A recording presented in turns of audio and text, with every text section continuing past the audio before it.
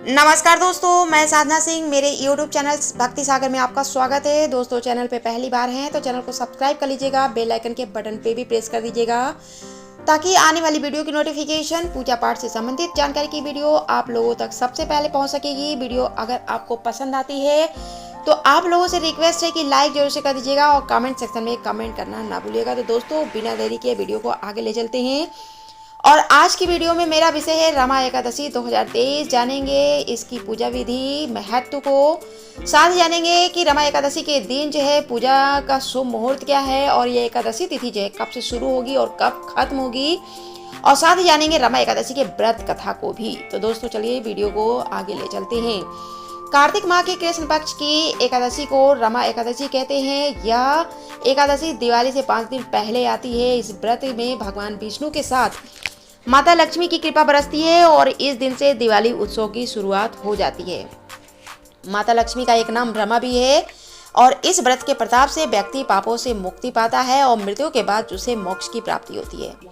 इतना ही नहीं, इस व्रत को करने से सुख, सौभाग्य और समृद्धिदायक जो है माना गया है इस व्रत को। और साल 2023 में रमा एकादशी का व्रत 9 नवंबर 2023 गुरुवार को रखा जाएगा। इस व्रत को करने से माता लक्ष्मी के आशीर्वाद से व्यक्ति के जीवन में कभी भी आर्थिक संकट नहीं आता है। जान लेते हैं कि रमा एकादशी की तिथि कब से शुरू हो रही है।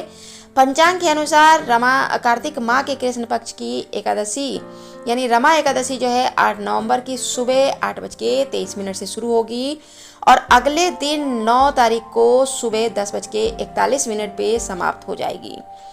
इस दिन पूजा का शुभ मुहूर्त 6:39 से लेकर रात 8 बजे तक है सुबह, और जो है व्रत का पारण 10 नवंबर की सुबह जो है 6:39 से लेकर 8:50 के बीच है। द्वादशी तिथि समाप्त होने का समय है 12:35 पे 10 नवंबर को। पूजा विधि है, इस दिन आप सुबह जल्दी उठिए और भगवान विष्णु का जो है मन में स्मरण करते रहिए। स्नान वगैरह करके साफ सुथरे वस्त्र धारण करिए। भगवान विष्णु के समक्ष घी का दीपक प्रज्वलित करिए। भगवान विष्णु को फल, फूल, धूप, दीप और नैवेद्य अर्पित करिए। विष्णु चालीसा का पाठ करिए। भगवान विष्णु के मंत्रों का जाप करिए और आरती करिए। अंत में क्षमा प्रार्थना जरूर से करिए। दोस्तों, जान लेते हैं एकादशी के दिन किए जाने वाले जो है कौन से ऐसे खास उपाय हैं। इस दिन आप आर्थिक संकट से मुक्ति पाना चाहते हैं तो कुछ उपायों को करके जो है लक्ष्मी, सुख और समृद्धि का आशीर्वाद जो है आप पा सकते हैं। इस दिन आप तुलसी मंजरी का एक उपाय कर सकते हैं। तुलसी मंजरी को आप घर के तिजोरी में या अपने पर्स में रखिए, लेकिन तुलसी मंजरी को आपको जो है उस दिन ना तोड़ के आपको एक दिन पहले ही तोड़ के रख लेना है। इससे धन से जुड़ी हुई जो समस्या होती है वो खत्म होती है और साथ ही धन में बरकत होने लगती है। दूसरा, सुख समृद्धि का उपाय है। इस दिन तुलसी जी के पौधे में शालिग्राम की प्रतिमा को स्थापित करिए। उनकी विधि विधान से पूजा करिए। धार्मिक मान्यता है कि ऐसा करने से धन दौलत में वृद्धि होती है। दोस्तों, कथा जान लेते हैं। पौराणिक कथा के अनुसार एक समय मचुकंद नाम का एक राजा था जो कि बड़ा ही धर्मात्मा और परोपकारी था।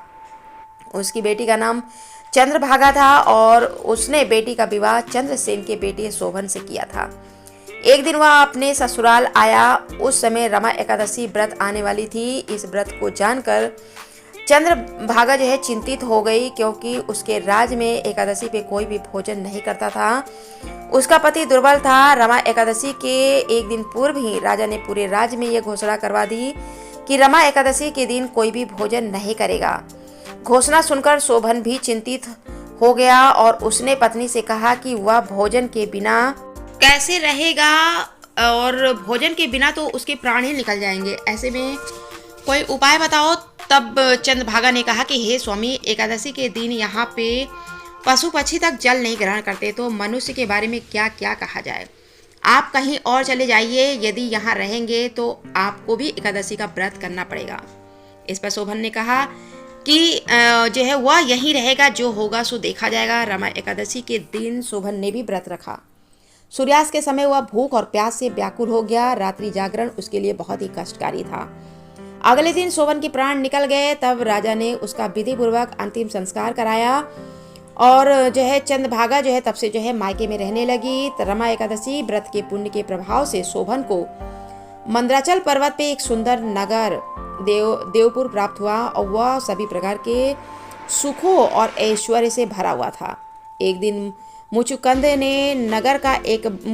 नगर का एक ब्राह्मण सोम शर्मा देवपुर में पहुंच गया। उसने शोभन को बताया कि उसकी पत्नी और ससुर सभी सुखी हैं, लेकिन आप बताइए कि आपको ऐसा सुंदर राज्य कैसे प्राप्त हुआ है।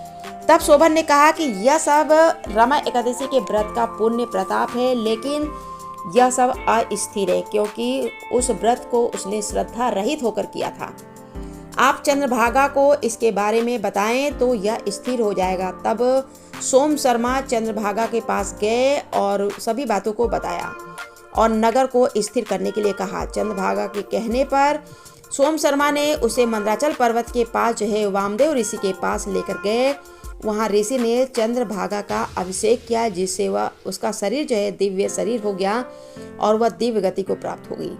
उसके बाद वह अपने पति शोभन के पास गई। तब शोभन ने उसे अपनी बाईं ओर बैठा लिया और उसके बाद चंद्रभागा ने अपने एकादशी व्रत के पुण्य को प्रदान किया, जिससे उसका राज्य प्रलय के अंत तक जो है स्थिर हो गया। उसके बाद चंद्रभागा और शोभन आनंद पूर्वक रहने लगे।